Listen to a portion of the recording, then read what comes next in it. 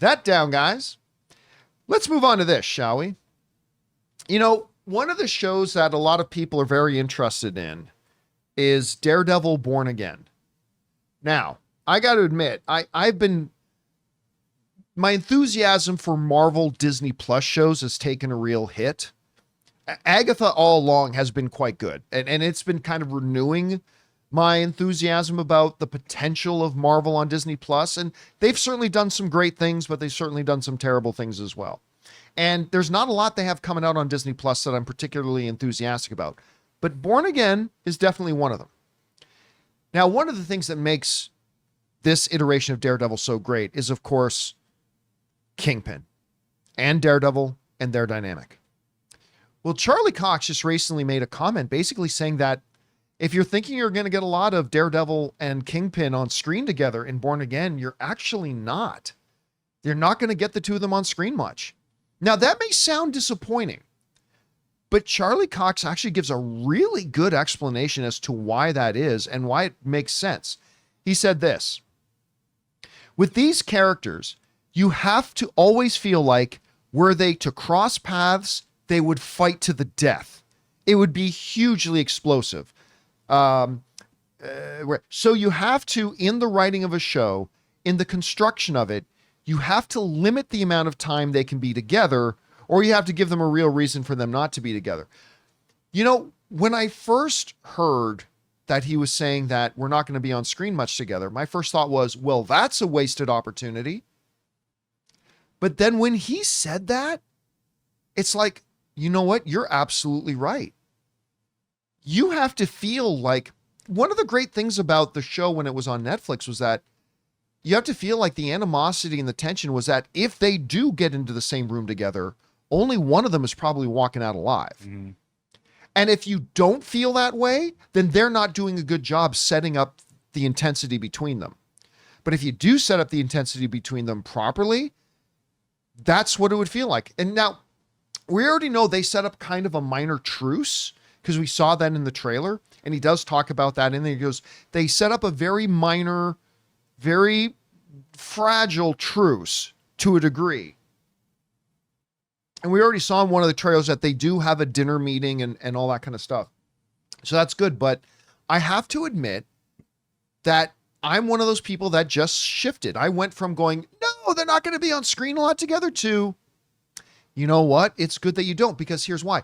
If you do have them on screen a lot together, it waters the tension down. It waters down the tension. You got to feel that when they do come together on screen, you got to feel that explosion, right? You got to feel that intensity explosion. Like this, like the roof's about to come off. Mm-hmm. And if you're in the room together too much in the show, it can take away from that narrative climax, you know? And so without having seen the show, I got to say, I think Charlie Cox is right on the money with what he said. You want that build up. Like, yes, they used to do it in wrestling where when Ultimate Warrior was supposed to face Hogan, they rarely put them in the ring together. They'll have like their little interviews and you'll see their little scenes, but putting them together in the ring was like a once in every, I don't even know if they even did promos together, but they want to build that tension, like you said. Yeah. And you said about this series, how'd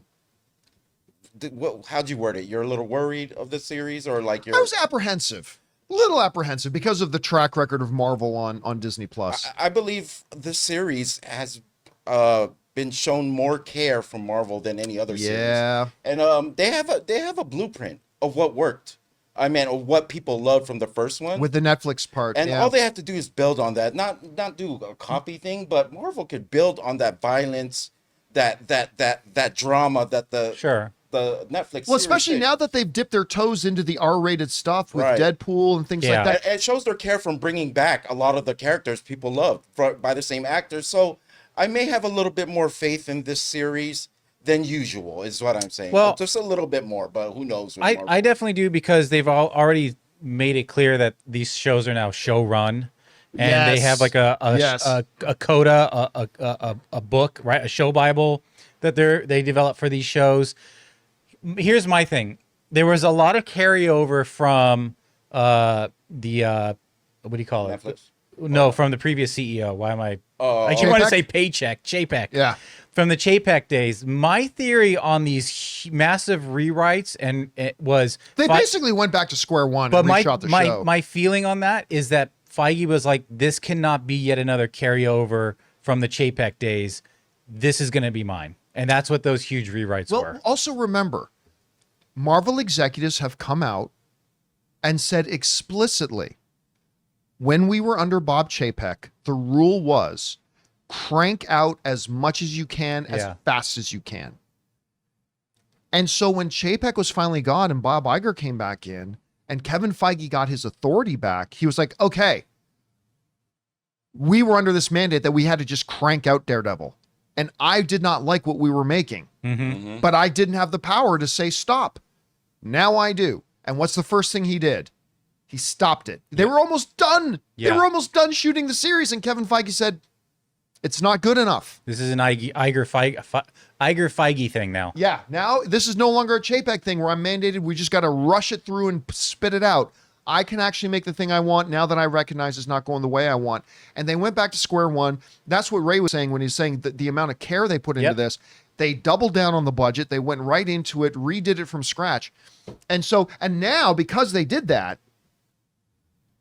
if Daredevil Born Again sucks ass, they have no excuses. Yeah, there is nothing. Right? They got no excuses now because like they actually went back and remade it. Right. So now it's got to be good. But people are liking, Agatha. So I mean, Blade must be excellent then. Oh, good. Blade is going to be the best. Blade's going to be the Rotten Tomatoes man. score. Yeah. Yeah, it's going to be a Blade, Andrew Garfield team up.